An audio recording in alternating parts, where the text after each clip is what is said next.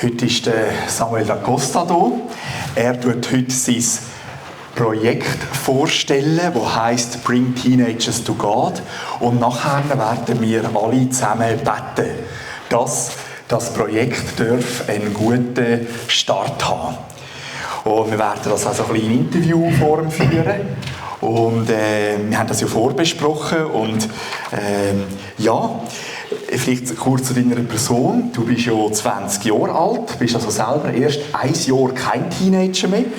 Und kannst vielleicht kurz davon berichten, wie du das erlebt hast, den ganzen Konfirmationsunterricht, wo du 16 warst? Eben, wie Michael schon angekündigt hat, ich bin jetzt 20, werde 21 dieses Jahr.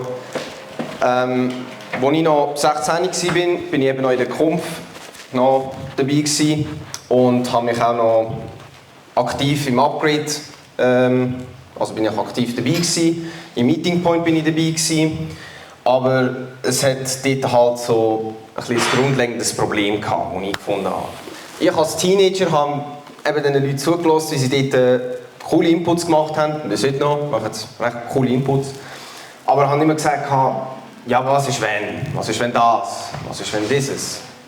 Und ich habe mich als Teenager mich nie richtig können, wie soll ich sagen, mitreden, mitbefassen mit diesen Themen. Ich habe mich nie richtig können, wie soll ich sagen, meine Fragen habe ich nie richtig aussprechen. Oder habe nie die Möglichkeit gehabt.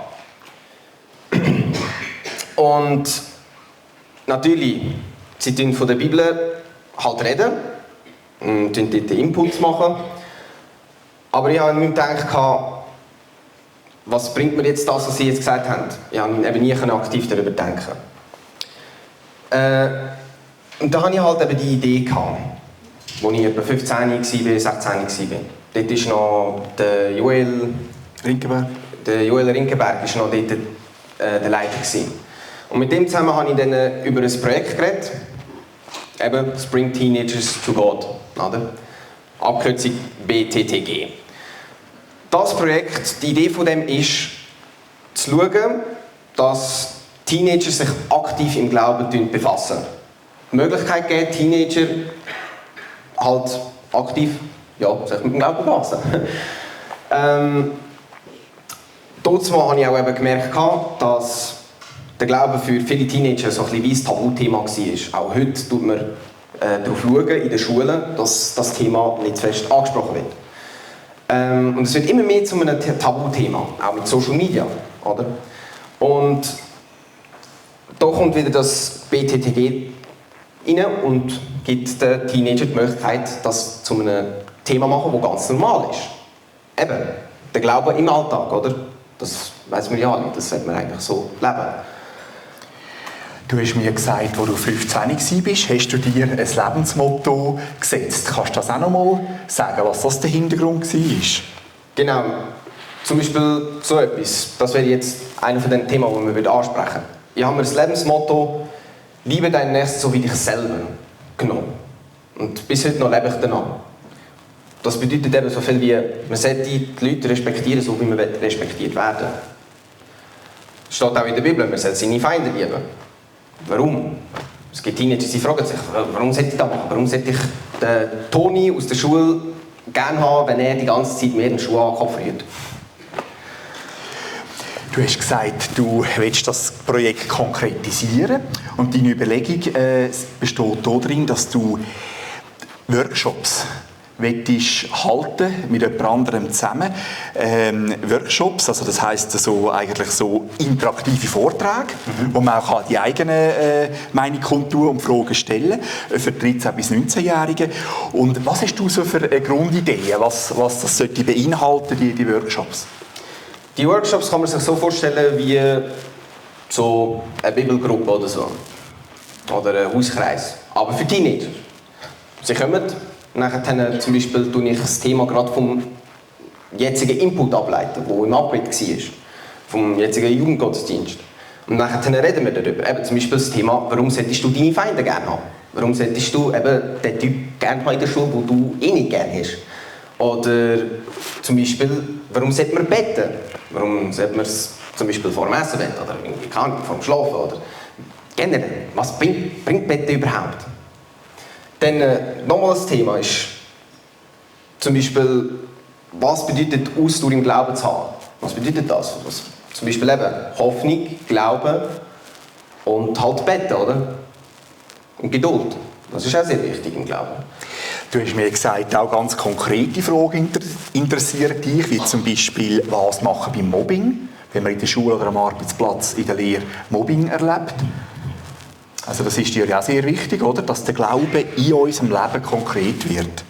Genau, das ist auch wieder ein Workshop-Thema. Zum Beispiel, warum werden Leute eben gemobbt, wenn ja Gott für alle schaut? Oder warum ist die Person jetzt in einem ganz blöden Autounfall verwickelt gewesen, obwohl die Person nie etwas Böses gemacht hat? Oder warum ist jetzt die Person plötzlich krank? Was hat sich die Person echt, oder was hat die Person echt gemacht, damit sie sich das verdient hat? Wenn Gott doch so barmherzig wäre, wäre das doch nie passiert. Und so solche Fragen werde ich auch in diesen Workshops beantworten. Du hast ja gesagt, eben zum Beispiel, wenn Jugendliche und Teenager Probleme haben in der Familie, wie kann man mit dem umgehen? Das schauen wir dann auch natürlich an. Zum Beispiel, ich hatte es nicht viel einfach in meiner Familie, durch mein Leben. Viele wissen das da. Und was mir geholfen hat, ist eben, ja, halt das Meeting Point, das Upgrade. Das sind so Stellen, die ich immer als Flucht hatte von meinen Problemen. Dort konnte ich sein, wer ich will, konnte machen, was ich will und konnte einfach mal glücklich sein, ohne an meine Probleme zu denken. Oder? Und das möchte ich den Teenagern auch ein bisschen mitteilen. So, hey, ihr müsst nicht unbedingt irgendwie mit Kollegen rausgehen, irgendwie in einen Club oder so, sondern ihr könnt auch hierher kommen, da wo der Glaube stark ist, mit Leuten darüber reden, über Gott reden, darüber beten, wenn es muss sein. Oder? Ja. Das Interessante ist, was uns beide verbindet, dass Jesus uns gefunden hat, als wir 15 waren, im Camp Bruck, im Bischofszell, im Kanton Thurgau, im Sommer so einer christlichen Lagerwoche. Das finde ich auch sehr interessant. Und du hast mir auch gesagt, dir ist wichtig, dass der Glaube immer freiwillig ist. Also man soll niemanden irgendwie drängen oder unter Druck setzen, sondern der Glaube ist ja Herzenssache, ist eine Herzensbeziehung mit Jesus. Genau. Nichts gegen Kindererziehung. Da halte ich raus. Ich habe selber kein Kind. Aber was ich gemerkt habe, auch als Teenager, war, sobald ich das Thema angesprochen habe, viele Leute haben gesagt, ich will mich nicht damit befassen, weil meine Eltern mich dazu zwingen. Sie sagen, du musst in die Kirche, du musst beten, du musst die Bibel lesen und so. Im Glauben muss man eigentlich nicht. Und das möchte ich auch mitteilen. Ich möchte sagen, man muss es nicht. Weil, als ich 11 war, habe ich einmal nicht in die Kirche. Meine Mutter hat gesagt, gut, ab jetzt musst du entscheiden, ob du glauben oder nicht. Und dann mit 13 habe ich mich aktiv entschieden, mal in Glauben. Und da möchte ich auch ein bisschen mitteilen an den Teenagern und sagen, Leute, es ist okay. Wenn ihr nicht glauben wollt, dann müsst ihr nicht. Wenn ihr nur da seid wegen den Kollegen, auch okay. Aber wir müssen einfach wissen, der Glaube ist da. Und wir müssen einfach mit dem umgehen. Oder generell das Thema, wie geht man mit dem Glauben um? Oder? Das ist auch wieder das grundlegende Thema, das wir ansprechen. Danke vielmals für deine Offenheit und Ehrlichkeit, dass du das alles erzählt hast. Hast du noch Ergänzungen oder wollen wir schon zum Gebet übergehen? Wichtig noch, ein paar fragen sich so, ja, wie wollen wir das genau machen? Ich will schauen, dass ich Leute habe, die sehr prägt sind in der Theologie, um eben gewisse Sachen halt zum Beispiel in der Bibel nachlesen oder eben so Sachen wie tut man beten oder warum, weshalb, warum. So, dass ich jemanden habe, der in der Theologie genug erfahren ist, um diese Fragen zu beantworten.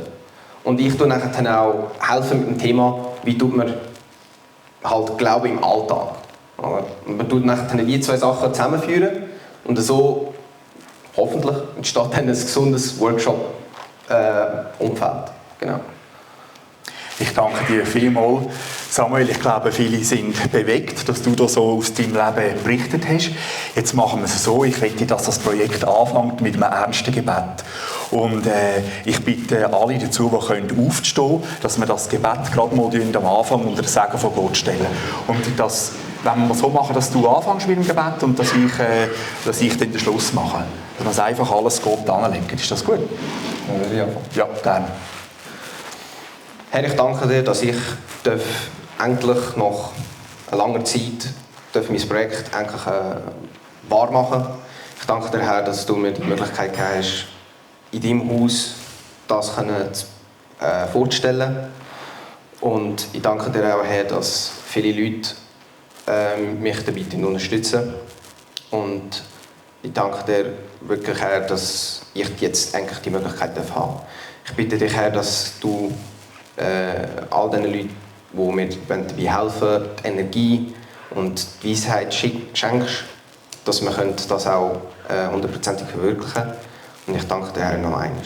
Ja.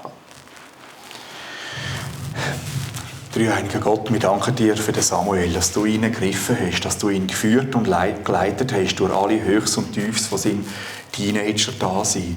Wir danken dir, dass er so eine Leidenschaft hat für dich.